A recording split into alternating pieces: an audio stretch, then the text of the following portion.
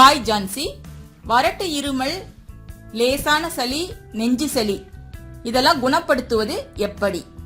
Hi friends, இப்போ நான் சொல்ல போறது எல்லாமே அனுபவத்தில் கண்ட உண்மைதான். இதை ஃபாலோ பண்ணீங்கன்னா லேசான சளி, வறட்டு இருமல் எல்லாமே குணமாயிரும். ஒவ்வொன்றுக்கும் ஒவ்வொரு விதமான வைத்தியம் இருக்கு. நான் 1 by 1 சொல்றேன். அதுக்கு முன்னால நம்ம சேனல் ஆஸ்க் ஜான்சியை சப்ஸ்கிரைப் பண்ணிட்டு அப்படியே பக்கத்தில் இருக்க அந்த பெல் பட்டனையும் கிளிக் பண்ணிடுங்க. இதுக்கு பேர் சித்தரத்தை அப்படின்னு சொல்லுவாங்க. சித்த ரத்தை பார்த்தா மஞ்சள் கிழங்கு மாதிரி தான் இருக்கும், கொஞ்சம் ப்ரௌன் கலர்ல இருக்கும். இப்போ இது 10 ரூபா தான் இதுல இருக்கிறது. எல்லாமே நாட்டு மருந்து கடையில கிடைக்கும். இதை நீங்க லேசா கல்லுல கொட்டி மிக்சியில போட்டு பவுடர் பண்ணி ஒரு டப்பால போட்டு ஸ்டோர் பண்ணி வச்சுக்கோங்க. எவ்வளோ நாளைக்கா இருந்தாலும் ஈரம் படாம இருந்தா நல்லா இருக்கும். இப்போ நம்ம இதை மிக்சியில போட்டு அரைச்சி எடுத்தாச்சு. இதை எப்படி பயன்படுத்தணும் அப்படின்னா, லேசான இருமல், லேசான சளி, அதாவது மூக்குல ஒழுக ஆரம்பிக்கும் பாருங்க, அந்த ஸ்டேஜ்ல தான் இது நல்ல பயன் தரும். லேசா சளி பிடிக்கிற மாதிரி இருந்தாலே இதை யூஸ் பண்ணலாம், தப்பில்லை. அந்த டைம்ல பாத்தீங்கன்னா இது ஒரு சிட்டி மட்டும் எடுத்து இது கூட ஒரு சொட்டு தேன் கலந்துக்கணும். இது துவர்ப்பு சுவையுடையதா இருக்கும், லைட்டா காரில் அடிச்ச மாதிரி இருக்கும்.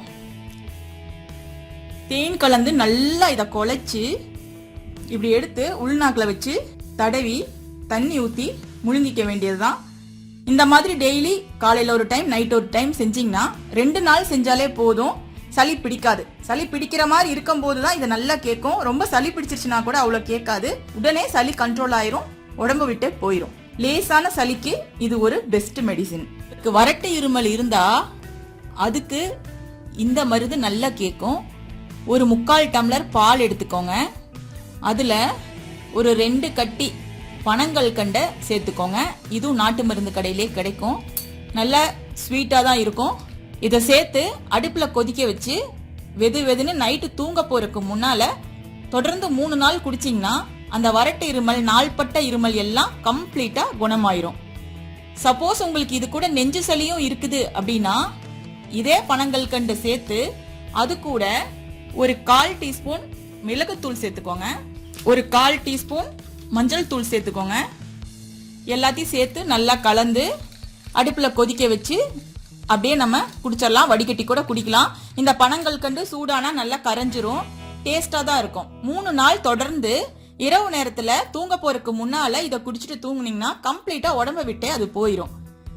அதே போல ஜாமத்துல தூக்கம் வராம சிலருக்கு ரொம்ப இருமல் ஜாஸ்தியா இருக்கும், நம்ம விக்ஸ் எல்லாம் தடவுவோம். அதுக்கு ஒரு பெஸ்ட் மெடிசின் என்னன்னு நான் சொல்றேன்.